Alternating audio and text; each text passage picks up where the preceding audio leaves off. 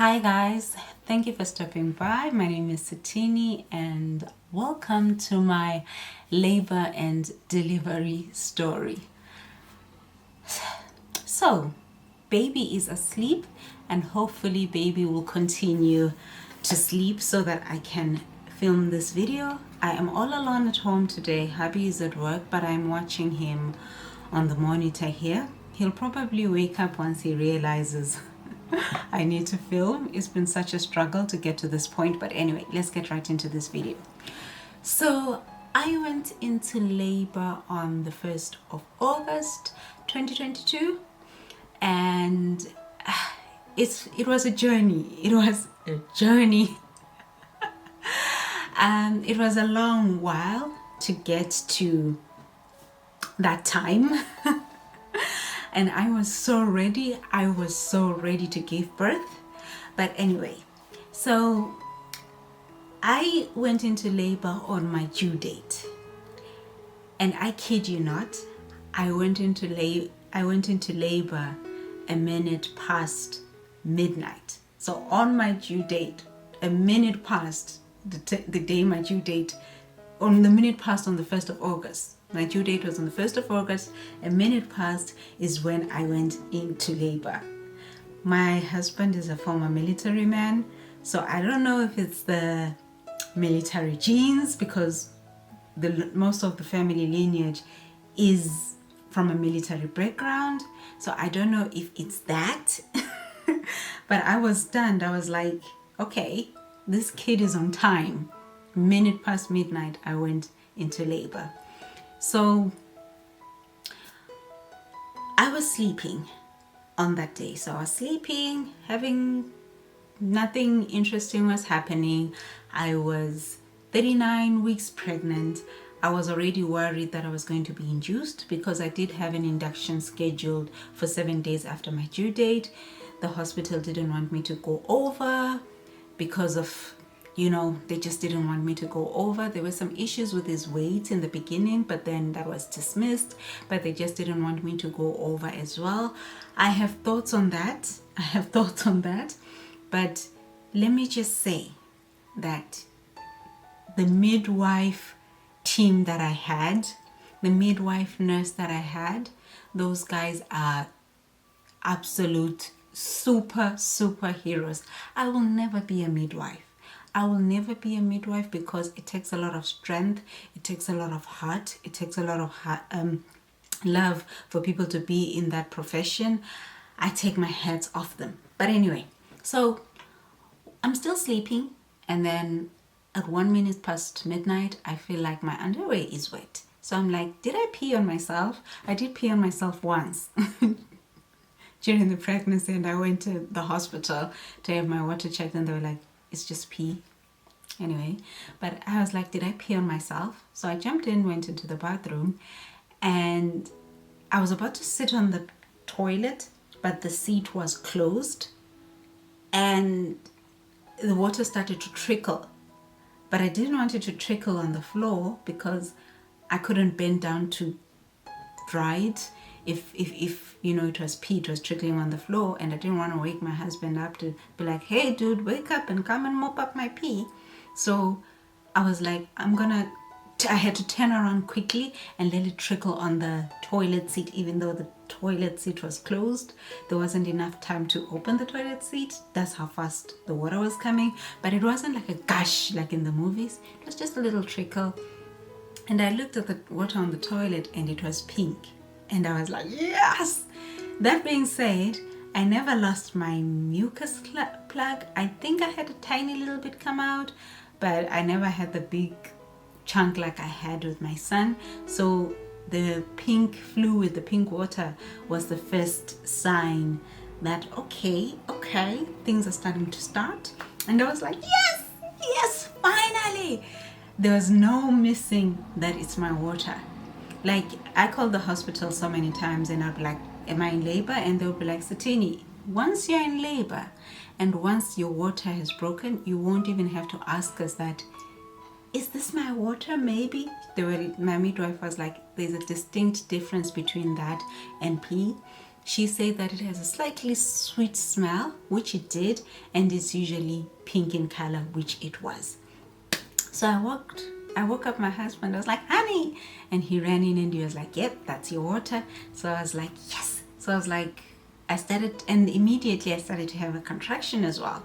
But it was a very strong contraction. And I was like, hey, this is a bit strong for a first contraction. But anyway, so I say to my husband, I'm going to jump in and shower because the hospital wants you to come immediately if your water has broken. So I wanted to run and go to the hospital, and then they check, that is it indeed the water, which I knew it was. And then if they need to send me home because I'm only 5 minutes away, they can send me home and I can come back and sleep. That was the plan. Anyway, my husband calls the hospital and he explains everything. The midwife asks, is the baby still moving? Which he was. And the hospital is like, yeah, come. And we're in very high spirits here now, around about now. We're in very high spirits. So have a shower, take my bag, and we hop over to the hospital. So we run to the hospital and we get there. They're already ready for us. They're like, come in. And I'm like, yeah.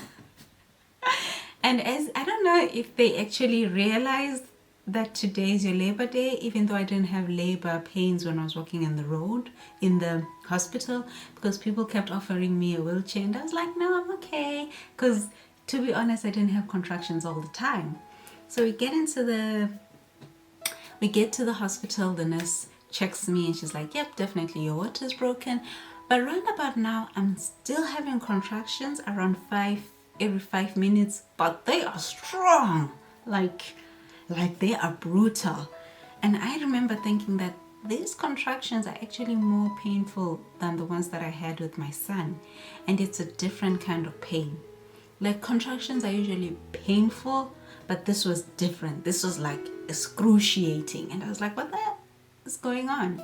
So the nurse is like, she checks me and I'm like, I might be like 5 centimeters now. Possibly I've been dilating the whole week and I didn't realize.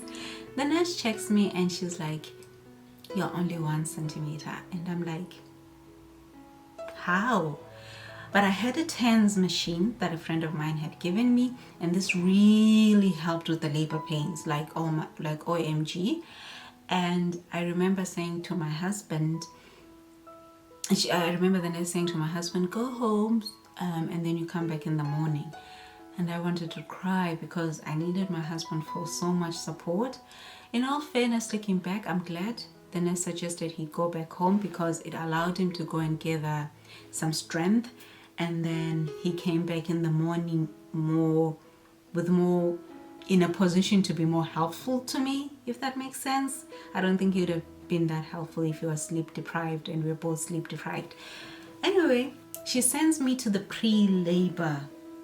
it's like a pre-labor room, and there was just me and another lady there, and I was in so much pain that I could not sit on the bed. I was in that much pain.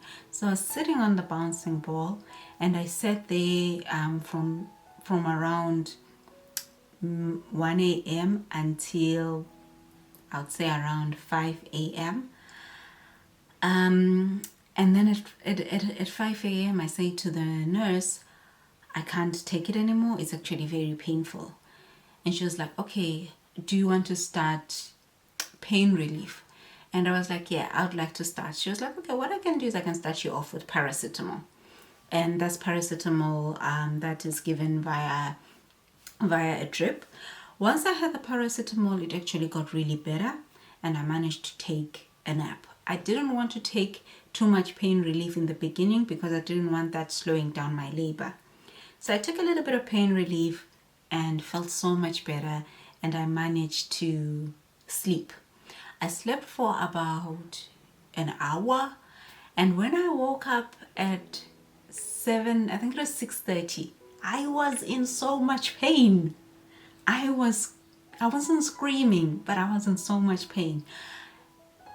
You should know that I have a very high pain tolerance. Like I have a very high pain tolerance, but on this day, on this day, my pain tolerance level was, I don't know why, it was very different to when I had my son.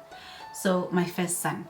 So I'm like, okay, I'm gonna try and hang in there. And I'm like, nope, I cannot. And then the nurse is like, I can check you. So she checks me and I'm around 3 centimeters. And she's like, do you want an epidural? And I was like, I really didn't want an epidural. But I was like, you know what? Let me not have a traumatizing birth, as I can see that it's very painful at the moment. So I was like, okay, I'll get an epidural. She was like, I suggest you have it now because we don't know how fast you may progress from here. You may get to a point where we can no longer offer you an epidural. So I was like, okay, give me the epidural. And she calls my husband. So she calls my husband. She's like, call your husband to come over. So I call my husband, and my husband is there in like, he wakes up, has a shower, and he's there in 30 minutes. This is strange looking back that this only happened a month ago. So my husband comes back, and by this time I'm literally crying tears. That's how much pain I was in. So she's like, while we wait for the anesthesiologist, I'm gonna put you on gas. So I take the thing called gas and air. I take the gas. Made me a little bit high, but I wouldn't say it. I don't know if it really helped with the pain. It made things made me a little drowsy, but it didn't really take away that much pain. Anyway, the anesthesiologist comes and she puts in the epidural. Oh, I was so happy when I saw that woman. It was like I was seeing my best friend. And once I had the epidural in, all the pain was gone. And my nurse is like, oh, you can take a nap now. And I'm like, yes. And then I was feeling a lot of pressure. And I asked the lady, I was like, I still feel a lot of pressure. And she was like, yeah, the epidural takes away your pain, but it does not take away the pressure, because that's how you will know when to push. And I was like, okay. But the pressure was so much that I felt I needed more pain medication, even though I was on the epidural, which was very strange. Just to let you know as well that from the time I got there in the morning up until now, the hospital couldn't find my file. It was later found after I gave birth.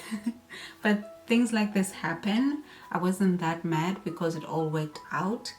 And they did try and, work through and try and find the file. I didn't make a big deal about it because, I was fine in the end. So because of that, I didn't have a file. So they were very worried because they didn't have my history. If I needed to have a C-section, they couldn't book me in for a C-section because they didn't know my blood type. And even if I knew my blood type, they couldn't go with my word. They needed to have something written down. And it was a very confusing, couple of hours. But anyway, I'm sitting there, and the nurse changes, and it's a different nurse. It was a beautiful God-sent nurse. Oh my God, that lady was amazing. So she comes in and she's checking the blood pressure, and she's monitoring the baby. And she realizes that when my blood pressure drops, they're not feeding the baby as much. I had been to the hospital a number of times already because I wasn't feeling baby's movements as much. So for me, I wasn't that surprised, but it was very concerning for her. So eventually she rings in the emergency bell, and in like 10 seconds, there's like, the room is filled with like 7 people. There's somebody checking that, there's somebody checking that, there's somebody reaching inside my vagina. At this time, I'm like worried, I'm concerned. Anyway, the consultant comes and he's like, yeah, your blood pressure's dropping, and then this is maybe making the baby get into distress because we can't really monitor his movements. His movements are going really down. So she's like, we're going to take you in for an emergency C-section. And then the nurse goes to him and she's like, we can't find her file. And I see the doctor's face change, like, and he was like, somebody find that file. So they couldn't actually take me into the C-section because of the file issue. So what they ended up doing, they put in something to help speed up the labor. So I had drips here and on both arms, and these were like multiple drips, like not just one drip. And they were like, we're gonna give you something to try and speed up the labor. They gave me something, but this made the pressure under there feel even worse. And I was like, I'm going to die today. But kept on trying to push through.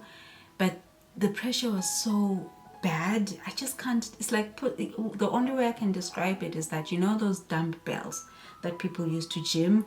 It felt like somebody put that inside.